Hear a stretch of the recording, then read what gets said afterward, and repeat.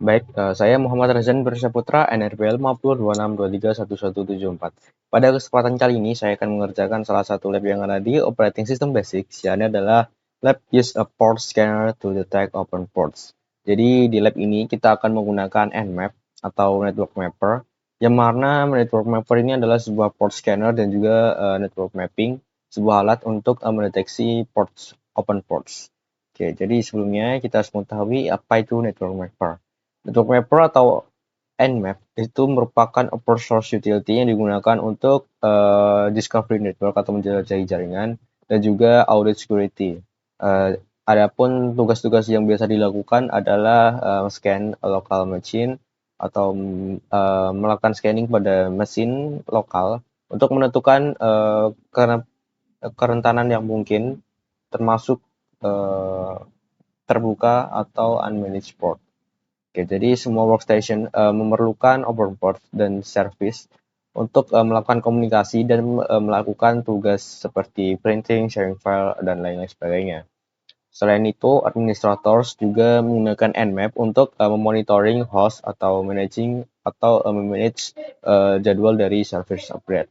Nah, Nmap sendiri akan menentukan apa itu host yang tersedia dari sebuah jaringan, apa itu servisnya, apa servis yang sedang berjalan, apa operating system yang sedang dijalankan, dan juga paket filter atau firewalls apa yang sedang berjalan.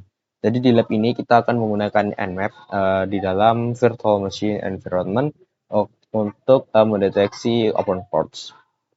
Oke, sebelumnya introduction to TCP UDP ports. Jadi semua communication yang terjadi di internet itu saling bertukar menggunakan port. Jadi setiap IP host atau internet protocol host dapat menggunakan dua tipe port, yaitu adalah TCP dan juga UDP. Jadi setiap service yang ada di internet seperti web browser, email, clients, dan file transfer service akan menggunakan specific ports untuk menerima informasi. Oleh karena itu, setiap logical connection itu ditentukan oleh sebuah nomor yang spesifik.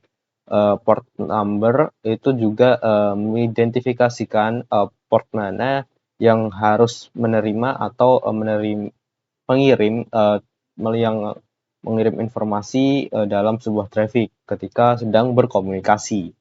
Ya, jadi Internet Assigned Number Authority atau IANA telah menentukan beberapa port number secara resmi dan juga membaginya menjadi 3 bagian. Yang pertama adalah well-known ports, yaitu ports dengan number 0 sampai 1023.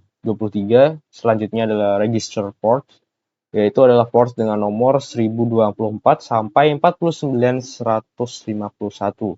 Selanjutnya adalah dynamic atau private ports, yaitu adalah port yang memiliki nomor 49152 sampai 65535.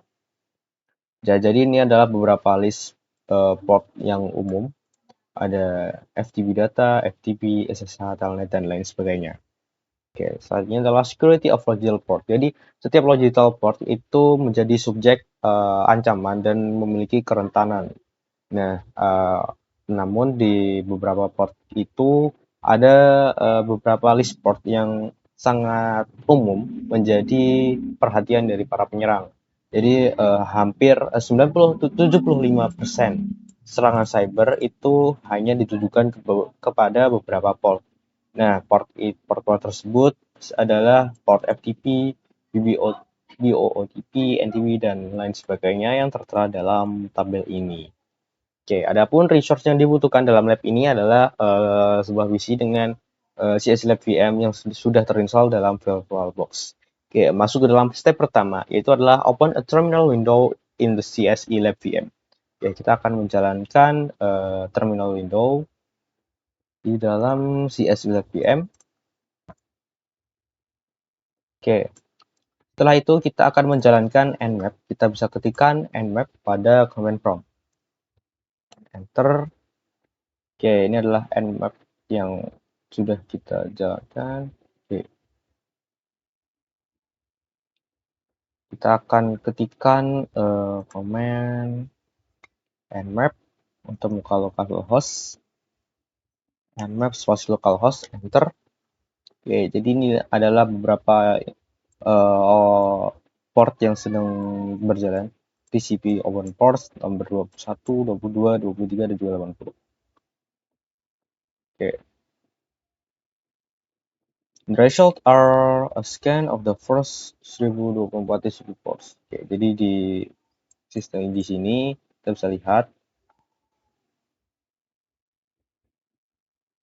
Oke, what TCP ports are open? Jadi ada TCP ports apa yang sedang terbuka, yaitu adalah 21, 22, 23, dan juga 80 TCP ports.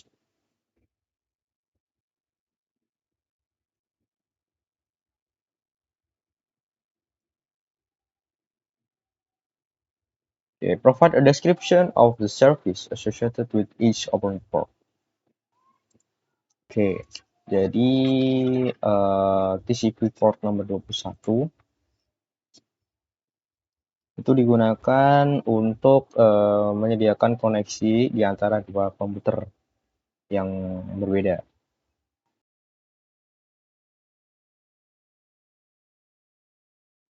Oke, selanjutnya adalah port kedua atau SSH shell. Jadi port ini digunakan untuk administrasi jarak jauh untuk mengontrol dan juga memodifikasi server jarak jauh.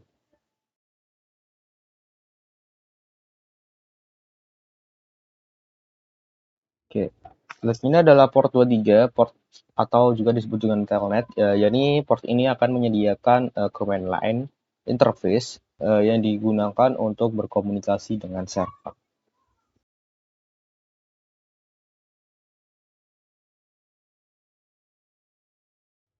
Oke, selanjutnya adalah port 80, yaitu port HTTP ya, atau Hypertext Transfer Protocol. HTTP ini protokol yang digunakan untuk mentransfer halaman web atau resource-resource lainnya di dalam sebuah internet.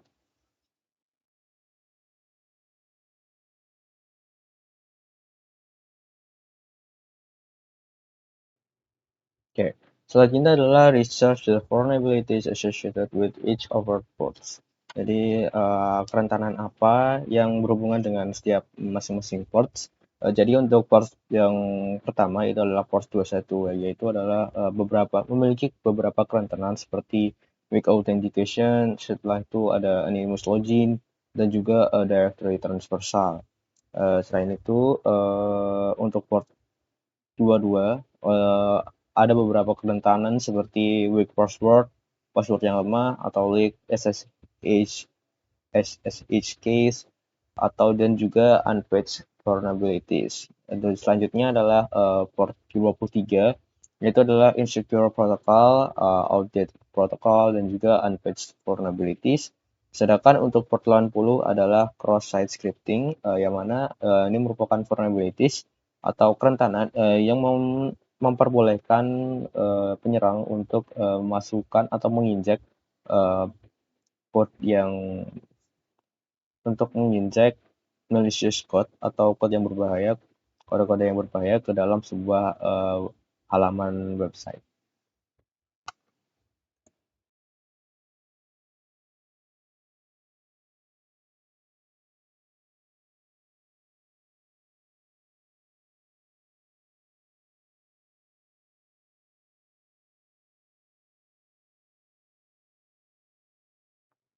Oke, selanjutnya kita akan menuju ke step ketiga, yaitu menggunakan administrative privilege dengan menggunakan nmap.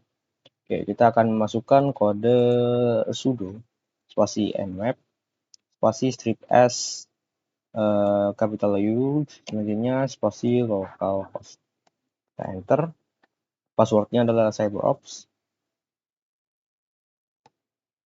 Oke, kita bisa lihat ada satu juga UDP open ports. Oke, what UDP open ports are open? 1, 2, 3. Oke, describe the purpose of UDP services associated with each port.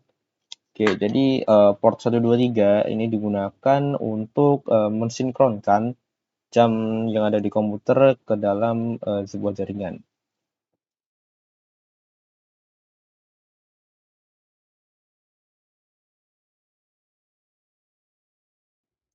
Okay. Research the vulnerabilities associated with each of the host of port. Jadi ada kerentanan yang dimiliki port 123 adalah amplification attacks, misconfiguration dan juga NTP version port vulnerabilities.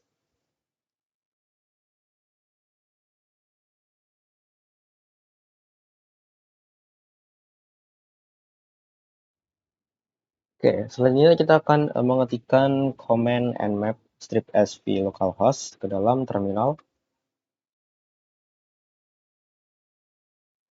Nah, jadi command strip sv ini digunakan untuk switch nmap command yang mana akan menunjukkan version detection yang bisa kita gunakan untuk mereset kerentanan. Oke. Selanjutnya kita akan capture SSH. Kita akan melihat SSH key-nya itu sendiri. Kita bisa ketikkan nmap spasi strip A besar, kemudian spasi localhost. Kita enter.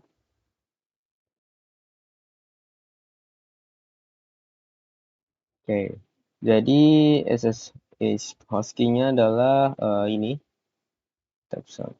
Ini adalah SSH key. Jadi ini adalah SSH key yang bisa kita dapatkan.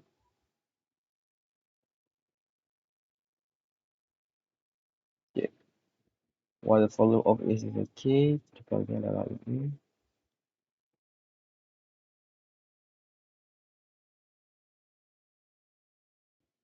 How will an attacker use this information? Jadi attacker bisa menggunakan informasi ini dengan memperoleh unauthorized remote access dari target hostnya itu sendiri.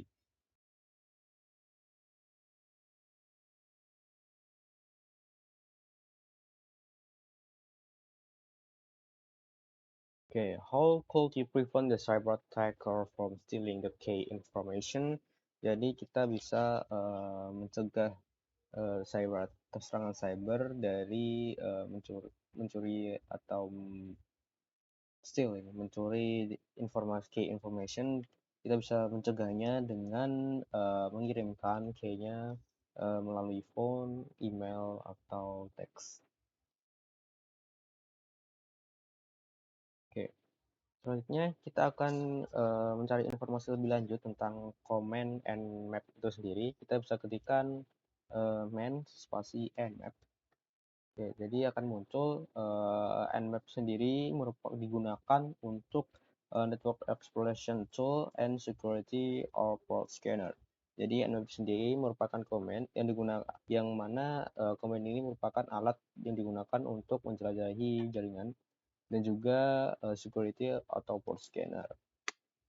Oke, seringkasanya, ada banyak port yang harus dibuka oleh host untuk digunakan secara normal dalam proses commuting dan juga komunikasi.